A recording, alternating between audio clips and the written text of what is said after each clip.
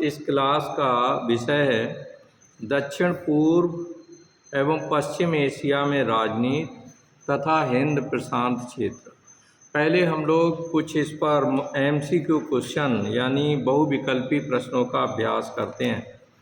पहला प्रश्न ये है कि जापान की संसद को क्या कहते हैं?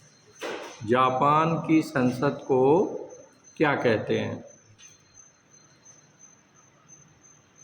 जो जापान की विधायिका है, वहाँ की जो संसद है, उसका क्या नाम है?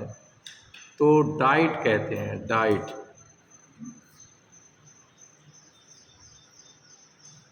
नेक्स्ट क्वेश्चन है कि बांग्लादेश में जो विधायिका है वो कितने सदनीय है? बांग्लादेश में जो विधायिका है, व्यवस्थापिका, लेजिस्लेचर, वो कितने सदनीय है? तो उत्तर है एक सदनीय है, एक सदनीय है। दूसरा प्रश्न ये है कि मलेशिया कब स्वतंत्र हुआ था? मलेशिया कब स्वतंत्र हुआ था? अंग्रेज़ों का ये भी गुलाम था मलेशिया, तो ये कब स्वतंत्र हुआ? तो नोट करें, 31 अगस्त 1957 को। 31 अगस्त 1957 को, 1957 में। नेक्स्ट है, चीन में साम्यवादी शासन की स्थापना कब हुई? चीन में इस समय हम देख रहे हैं चीन में साम्यवादी शासन। तो चीन में साम्यवादी शासन की स्थापना कब हुई? तो 1949 में। कब हुई है? 1949 में। हमारा देश आज़ाद हुआ 15 अगस्त 1947 को, और 2 साल बाद वहाँ पर साम्यवादी शासन की स्थापना हुई। अगला प्रश्न है, सन 1949 के बाद, सन 1949 के बाद चीन के राजनीतिक इतिहास को, चीन के राजनीतिक इतिहास को कितने कालों में बांटा जा सकता है? कितने कालों में बांटा जा सकता है? तो 2 कालों में इसे बांट सकते हैं, 2 कालों में बांटा जा सकता है। नेक्स्ट है, बालफोर घोषणा कब हुई थी? बालफोर घोषणा कब हुई थी?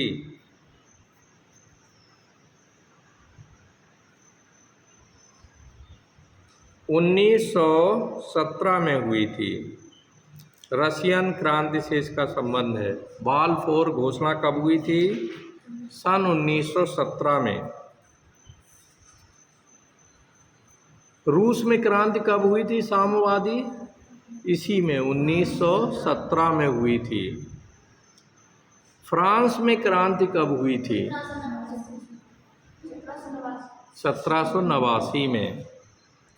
नेक्स्ट है, समानता, स्वतंत्रता एवं भाईचारा। स्वतंत्रता, समानता एवं भाईचारा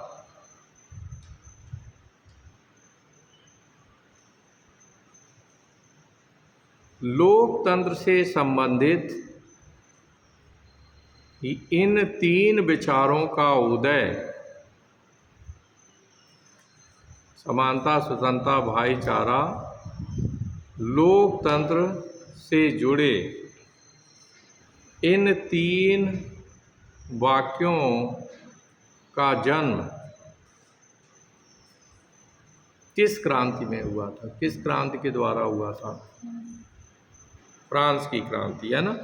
किस क्रांति के द्वारा हुआ था? 1789 में जो क्रांति हुई इसके द्वारा हुआ था। नेक्स्ट है, अमेरिका की क्रांति कब हुई थी? अमेरिका की क्रांति कब हुई थी? 1776 में, है ना। 1776 में अमेरिका में क्रांति हुई। किनके विरुद्ध हुई थी? अंग्रेजों। ब्रिटिश शासन वहाँ भी था, याद रखना। जैसे हम अंग्रेजों के गुलाम थे वैसे ही अमेरिका भी गुलाम था।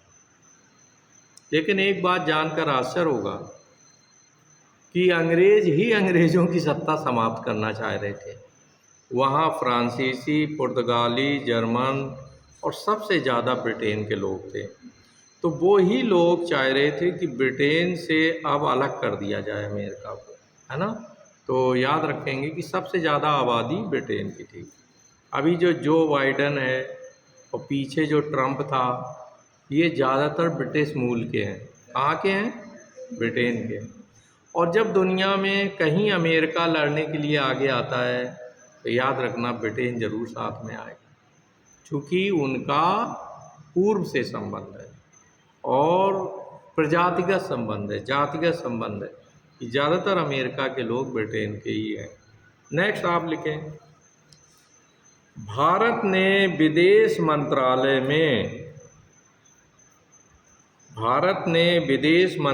में इंडो पैसिफिक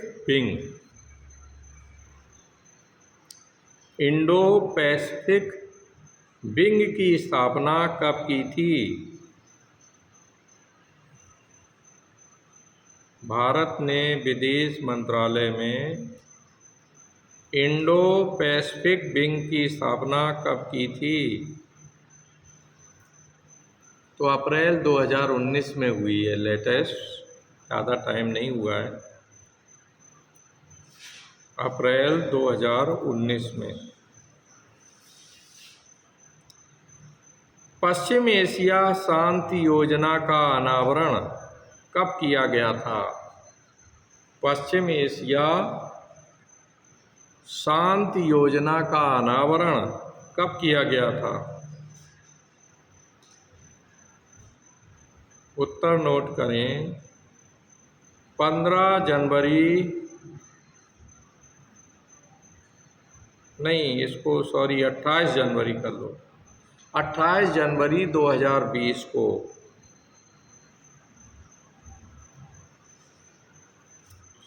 28 जनवरी 2020 को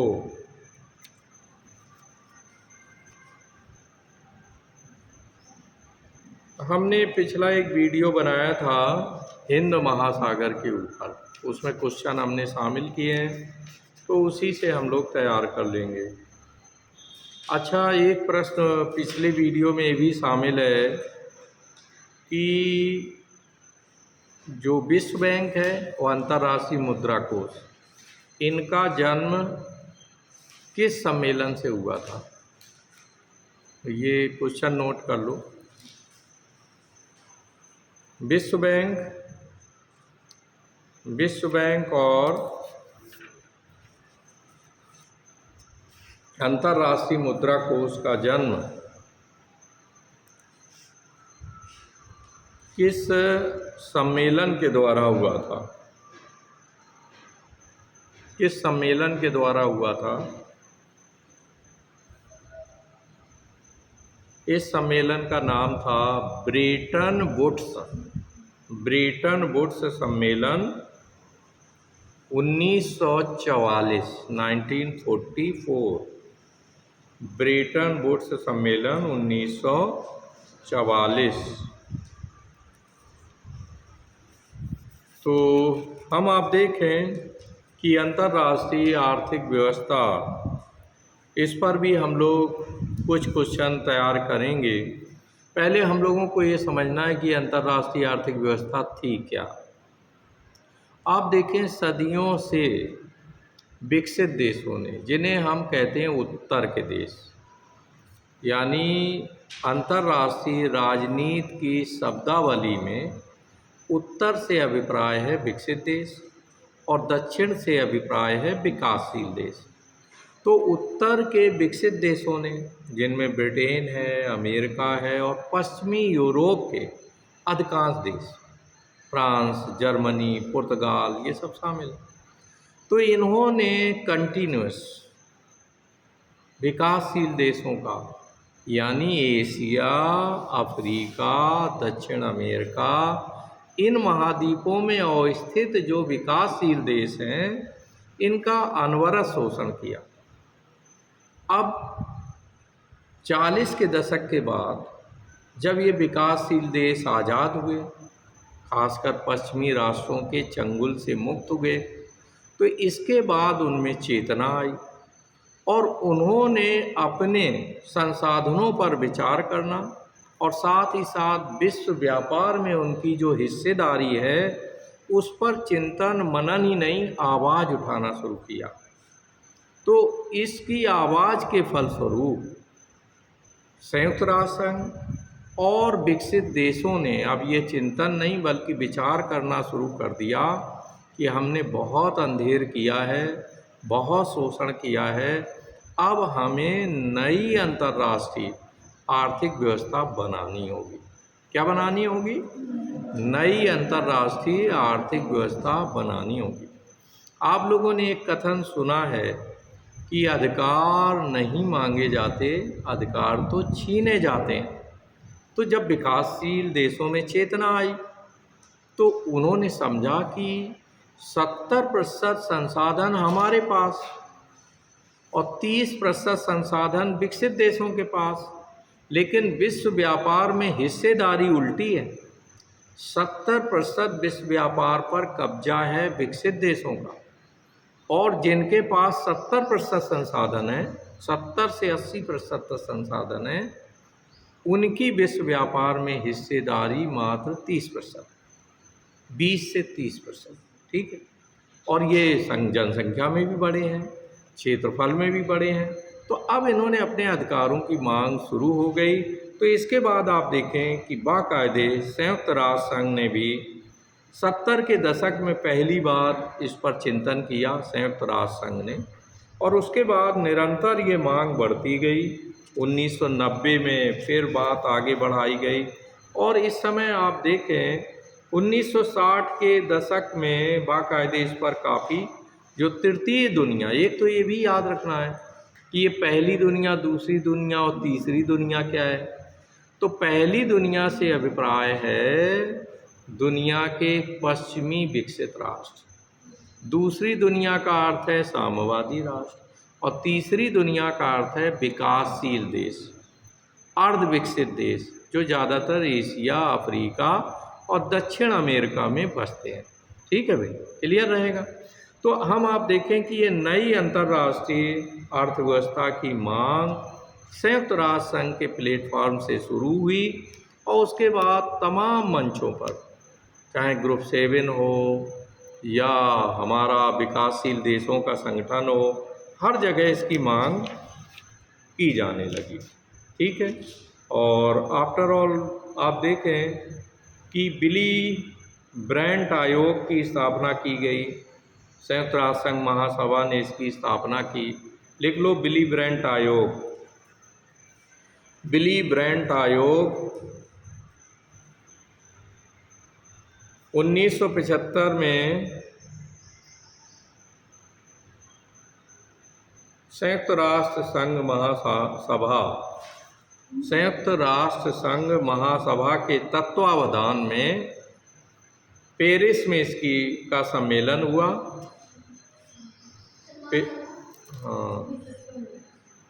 तत्वावधान में किसके? संयुक्त राष्ट्र संघ की महासभा के तत्वावधान में बिली ब्रांड सम्मेलन हुआ 1975 में, और फिर इसने अपनी रिपोर्ट प्रकाशित की।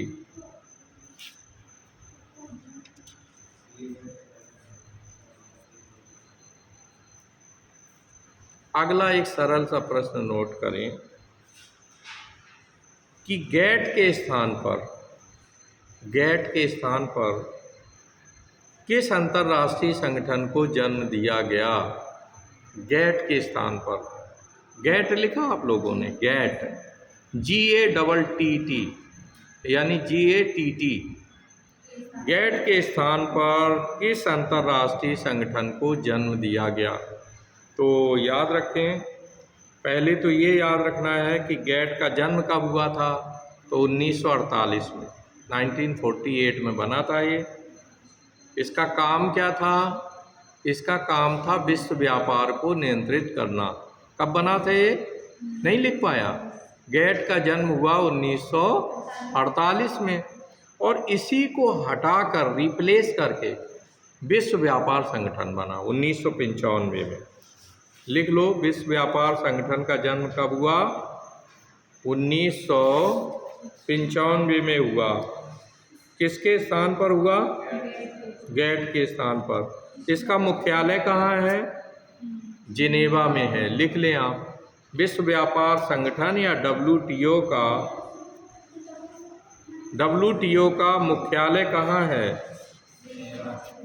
जिनेवा में है।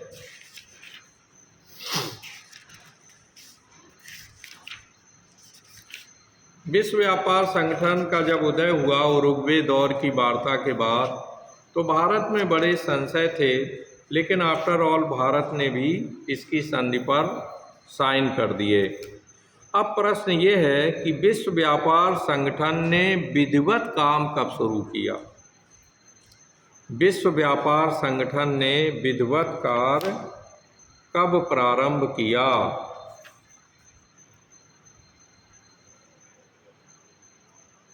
यानी इसने कब से काम शुरू कर दिया है? 1 जनवरी 1995 से। 1 जनवरी 1995। तो यहाँ हम लोग खास करके विश्व व्यापार संगठन, इससे रिलेटेड क्वेश्चंस पर विचार करेंगे। नेक्स्ट क्वेश्चन है कि WTO का दोहा सम्मेलन कब हुआ था? WTO, वर्ल्ड ट्रेड ऑर्गेनाइजेशन, या हिंदी में कहेंगे विश्व व्यापार संगठन। तो इसका दोहा सम्मेलन कब हुआ था? दोहा सम्मेलन कब हुआ था? तो लिखें नवंबर 2001 में। नवंबर 2001 में। नेक्स्ट है WTO का 12वां मंत्रिमंडलीय सम्मेलन कब हुआ था? लिखा? हाँ, 12वां मंत्रिमंडलीय सम्मेलन, यानी दुनिया के सभी देशों के मंत्रिमंडलों का, यानी मंत्रियों का सम्मेलन हुआ। तो मंत्रिमंडलीय सम्मेलन कब हुआ था? नोट किया? तो इसका उत्तर नोट करें, 2022 में हुआ। 2022 में। नेक्स्ट बहुत ही महत्वपूर्ण क्वेश्चन है कि विश्व व्यापार संगठन का प्राथमिक उद्देश्य क्या है? विश्व व्यापार संगठन का प्राथमिक उद्देश्य क्या है?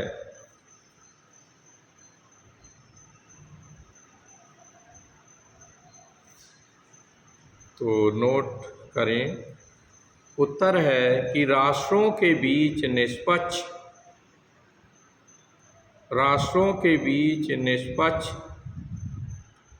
और समानता के आधार पर व्यवसाय सुनिश्चित करना।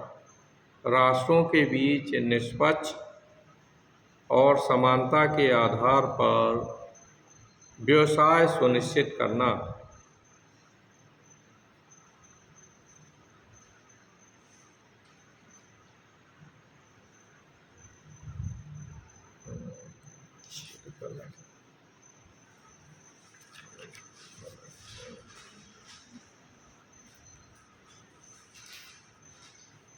अच्छा, अभी मैंने एक प्रश्न डिस्कस किया था, हम पूछते हैं आपको याद है या नहीं। कि विश्व व्यापार संगठन की स्थापना से पहले विश्व व्यापार को व्यवस्थित करने का कार्य कौन सा संगठन करता था? गैट। शाबाश, गैट करता था, याद रहेगा। इसमें यूँ लिखा था, टैरिफ और व्यवसाय संबंधी सामान्य करार, यानी GATT। तो अब इसमें लोग कंफ्यूज हो सकते हैं, तो याद रहेगा GATT का फुल फॉर्म क्या है? General agreement on tariffs and trade. Tariffs and trade लिख लो, गेट का full form, general agreement on tariffs and trade. Tariff and trade लिख लिया, general agreement on tariffs and trade. ये टैरिफ क्या होता है? टैरिफ होता है चुंगी कर। जब जहाज किसी देश की सीमा में जाते हैं दूसरे देशों के, तो उनसे टैरिफ वसूला जाता है। क्लियर? आगे बढ़ें। ट्रिप्स समझौते का उद्देश्य क्या है? WTO से जुड़ा हुआ बहुत ही महत्वपूर्ण है कि ट्रिप्स समझौते का उद्देश्य क्या है। ट्रिप्स समझौते का उद्देश्य क्या है?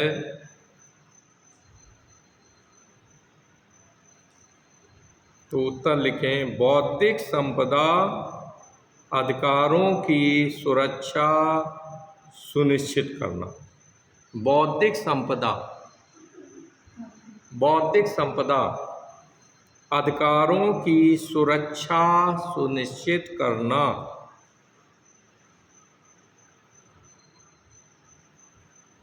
बौद्धिक संपदा यानी इंटेलेक्चुअल प्रॉपर्टी राइट।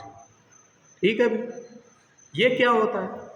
मान लो सर ने कोई किताब लिखी है, तो अब कोई दूसरा व्यक्ति हमारी किताब की कॉपी करके और पैसे कमाने लगे, तो ऐसी कंडीशन में ये एग्रीमेंट हो गया कि अब किसी की भी कोई रिटन डॉक्यूमेंट है तो बग़ैर उसके परमिशन के नहीं लेगा, एक बात। और दूसरा ये है कि उसकी रॉयल्टी फिक्स रहेगी, हर चीज़ फिक्स रहेगी और बग़ैर अनुमति के कोई भी देश। और इसके अलावा उनमें बाकायदे एक तरह का कॉन्ट्रैक्ट भी होगा और एक तरह की संपदा रहेगी उसके साथ जुड़ी हुई।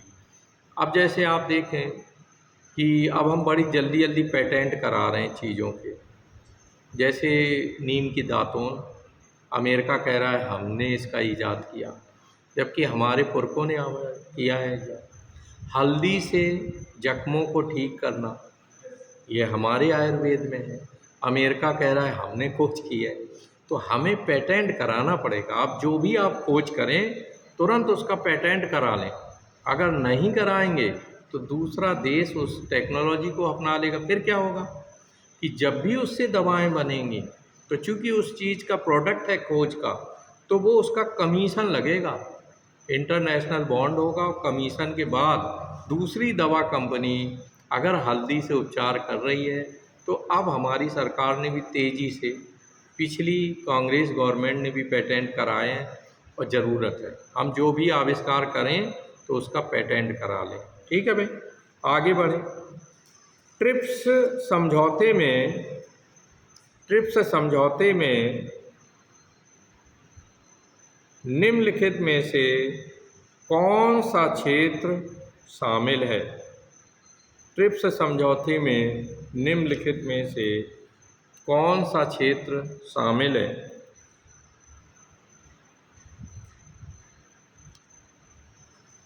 तो यहाँ हम लोग अभी नोट किए हैं, उसी से जुड़ा हुआ है कि अंतर्राष्ट्रीय व्यवसाय में श्रम मानक है, या व्यवसाय सुविधा और सीमा शुल्क प्रक्रियाएं हैं, या माल के लिए टैरिफ और बाजार पहुँच है, या बौद्धिक संपदा अधिकार संरक्षण। यही है। ठीक है भाई, याद रहेगा। हाँ, नेक्स्ट है विश्व व्यापार संगठन के तहत, अगला क्वेश्चन, विश्व व्यापार संगठन के तहत मोस्ट फेवर्ड नेशन सिद्धांत का क्या महत्व है? लिखा आपने? विश्व व्यापार संगठन के तहत most favoured nation, most favoured nation सिद्धांत का क्या महत्व है? तो इसका सीधे उत्तर लिखेंगे कि यह विश्व व्यापार संगठन के सदस्य देशों के बीच, यह विश्व व्यापार संगठन के सदस्य देशों के बीच समान व्यवहार को बढ़ावा देता है। विश्व व्यापार संगठन के सदस्य देशों के बीच समान व्यवहार को बढ़ावा देता है।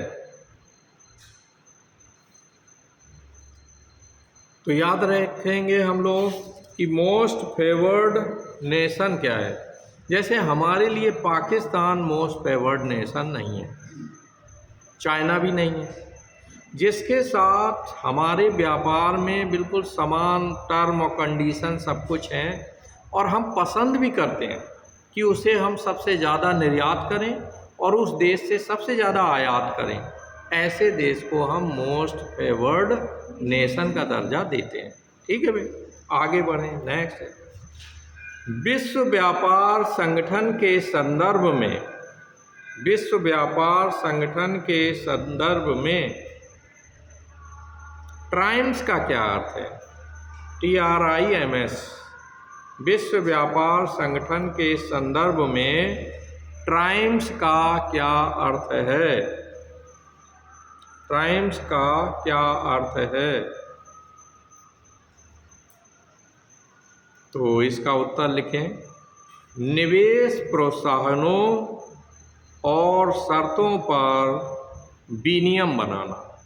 निवेश प्रोत्साहनों यानी निवेश को प्रोत्साहन दिया जाए, निवेश प्रोत्साहनों और शर्तों पर विनियम, शर्तों पर विनियम।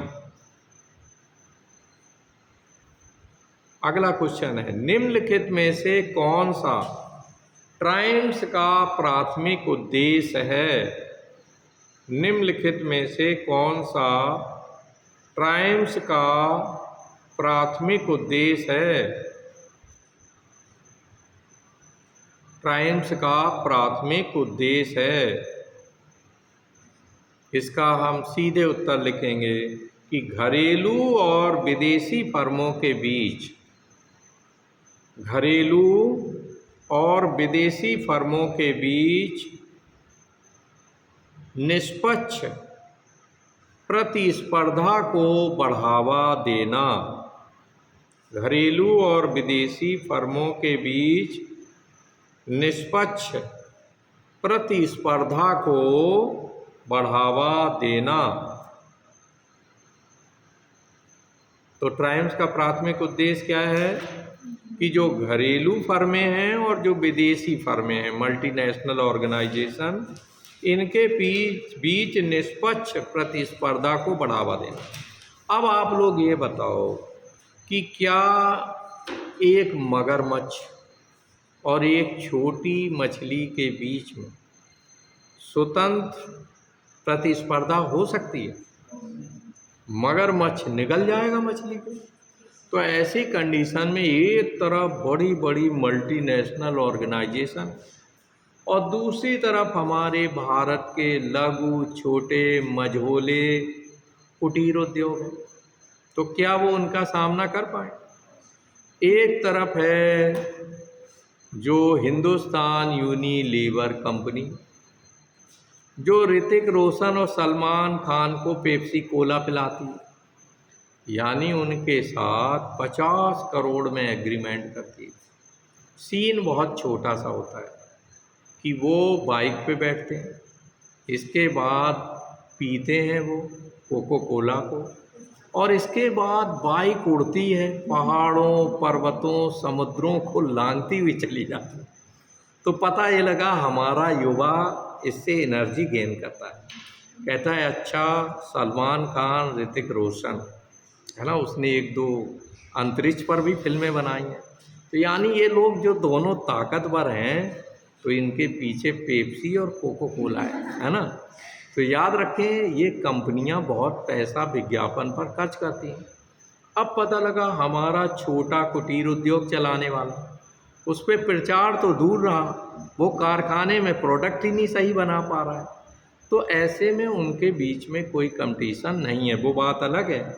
ये बात बड़ी अच्छी लग रही है कि घरेलू और विदेशी फर्मों के बीच निष्पक्ष प्रतिस्पर्धा को बढ़ावा हो ही नहीं सकती। निष्पक्ष प्रतिस्पर्धा, कंपटीशन कैसे होगा? यह तो बराबर वालों के बीच कंपटीशन हो, है ना। हालांकि धन्य है बाबा रामदेव जो भिड़ गए और बहुत सारे प्रोडक्ट हिंदुस्तान यूनिलीवर के उन्होंने कम कर दिए हैं। बट केवल ये देखना है कि बाबा ज़्यादा मिलावट वगैरह ना करें और शुद्ध गुणवत्तापूर्ण चीज़ों को बेचें, है ना। आगे बढ़ें। नेक्स्ट है विश्व व्यापार संगठन सदस्य देशों के बीच, विश्व व्यापार संगठन सदस्य देशों के बीच व्यवसाय विवादों को कैसे संभालता है? विश्व व्यापार संगठन सदस्य देशों के बीच व्यवसाय विवादों को कैसे संभालता है?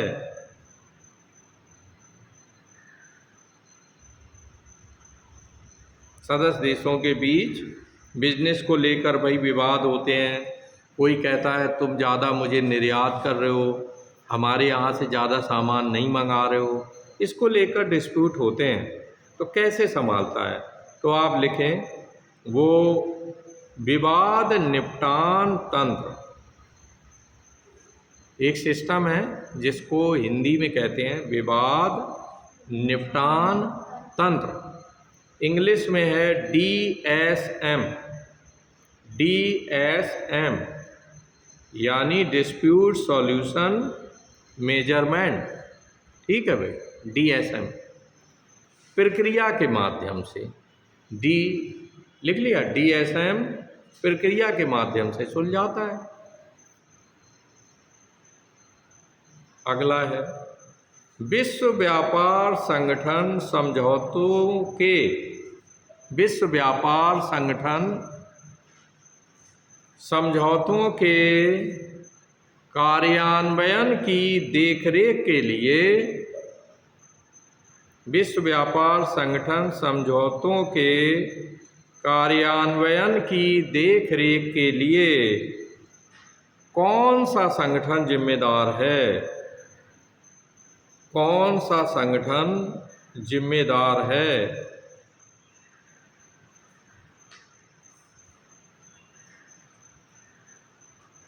तो इसका उत्तर कौन देखेगा भाई?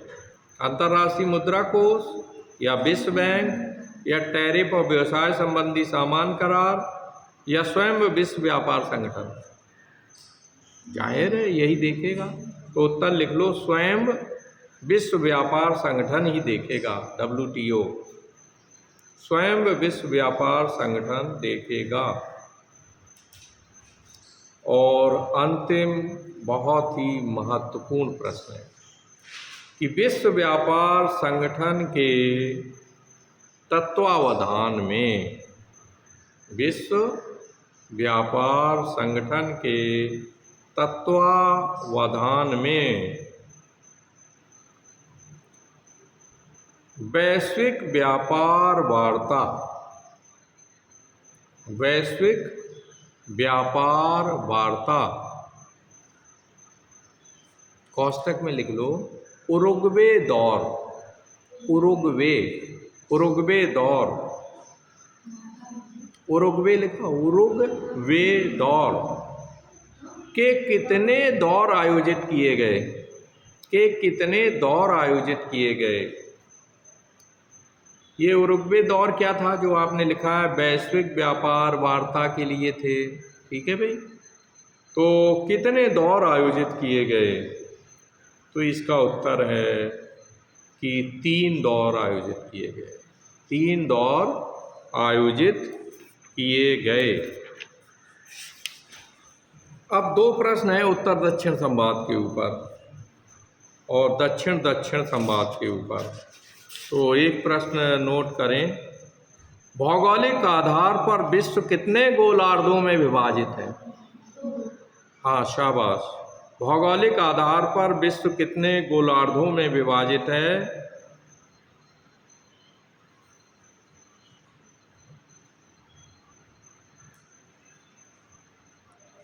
नेक्स्ट है कि उत्तर दक्षिण संवाद के अब तक कितने प्रयास हुए हैं? उत्तर दक्षिण संवाद को हल करने के लिए अब तक कितने प्रयास हुए हैं? तो उत्तर लिखें, 7 प्रयास हुए हैं, 7 टाइम एफर्ट डाले गए। और नेक्स्ट है, प्रथम पृथ्वी सम्मेलन कब हुआ था? प्रथम पृथ्वी सम्मेलन कब हुआ था?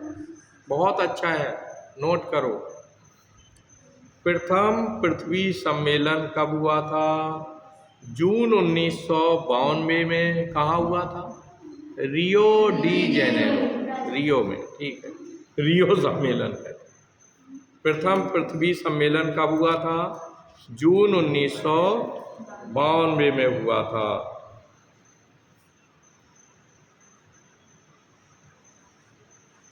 नेक्स्ट है, अंतिम प्रश्न है कि दक्षिण दक्षिण संवाद का उद्देश्य क्या है? दक्षिण दक्षिण संवाद का उद्देश्य क्या है? विकल्प नोट करो। पहला कि गरीब विकासशील देशों में सहयोग, गरीब विकासशील देशों में सहयोग। दूसरा विकल्प लिखें, अल्प विकसित देशों में विकास, अल्प विकसित देशों में विकास।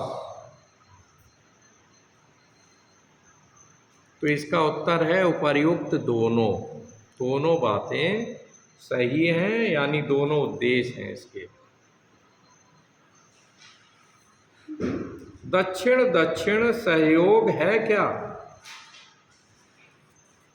दक्षिण दक्षिण सहयोग अथवा संवाद क्या है?